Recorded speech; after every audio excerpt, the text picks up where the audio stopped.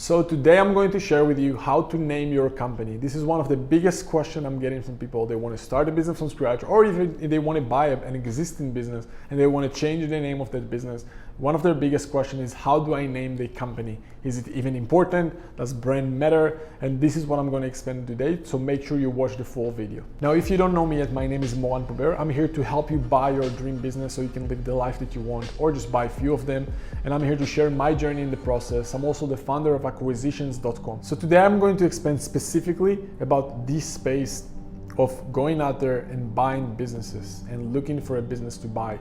Do you first need to build a holding company? Do you just need to present yourself as the buyer, as a private investor? Or just specifically, what are the best steps when you want to name your company in the acquisition process?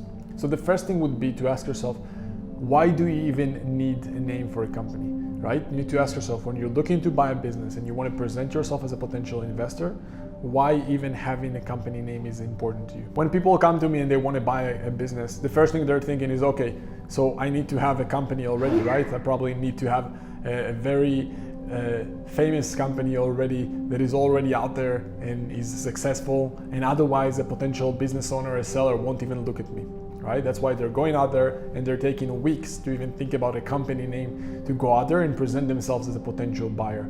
And that's a big mistake that many times come from just lack of self-esteem, from the fact that they're afraid to present themselves as a buyer of a business. So they're going out there, they're wasting weeks to just thinking about a name, then they're wasting another more weeks and a lot of money sometimes just to build a website before they even present themselves as a buyer of a company. So think with yourself, why do you even need a company name? Why do you need to present yourself as this big shot, as this someone who's already super successful? Why you don't have the confidence to position yourself as you are as the buyer of the company individually? Which leads me to my next point, which keep things simple. I'm trying to think about the things that helped me the most in the things that I've done over the last few years. And I'm thinking about acquisitions like my app company. I literally looked at companies out there. I looked at the best company that's doing similar things to me. They did literally iPhone tips, that was the name. And then I was like, okay, how do I make it sound cooler? I was like, okay, iPhone, how can I combine them? And it became iTips. Literally, it just took me a few minutes to pick few keywords that are related to what I'm doing, and I used it. Then with my investment thing, I had ABD assets. How did I think about that? I was literally just thinking with my head, okay, what can be cool? It can be, let's think about it, A, B, C, doesn't sound good, A, B, D, ABD sounds good. Do I want to be ABD investments, assets, group? Asset sounds good, and that's how I picked it. Literally, just by a few minutes of thinking with myself, what would make sense? What do I want to present myself as? And realizing and understanding that the name is not what matters in the end of the day. Think about the biggest companies out there, like Apple. Does it make sense to anyone? What is even Apple or McDonald's? No one cares. In the end of the day, you need to have some name, and that name will build over time by the value that you add to the business, to the clients that you have. No one cares about the initial name in the end of the day. The best thing you can do for yourself is to focus on value that you can add, on execution, on adding value. The best name that you can get is the name that you can pick today.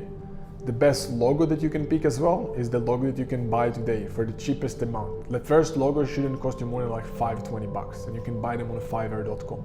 Go and look for a logo and just pick something that will allow you to take the next steps. People think that when they have a name and they have a website or they have a board or whatever, then they're successful. No one cares about it. You need to have a name just in order to move to the next step, which is, how can you add value to business owners that you're looking to buy or to clients that you're looking to serve? That's what really matters in the end of the day if you want to grow.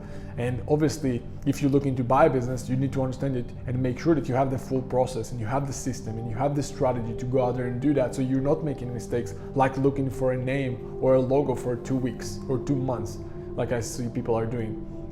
I know people who are procrastinating for 6 to 12 months just picking a sector or a business name or building themselves a website instead of going out there and actually doing the work that will get them the results. They're not asking themselves, what results do they want? Do they want to own a business and make money from a business? Then how does picking a name helps that? Whatever will help you grow the business, it adding value to the clients or adding value to the business owner that you're looking to buy that business from. So focus on taking action, on execution, on adding value. Now, don't focus on information and random things that won't even help you. It's like people think that reading hundreds of books will help them get results. books can help, but not as much as execution. I would say if you need to read books, that's exactly why I created this video next on the 10 books that every entrepreneur needs to read. So go ahead and watch this video next, but if you're ready to buy an existing business and you're looking for the right strategy, then go ahead and watch this training that we're going to put here as well. Otherwise, if you need more information right now on this channel and need to understand what books you need to read, for entrepreneurs, go ahead and watch this right now, and I'll see you there in a bit.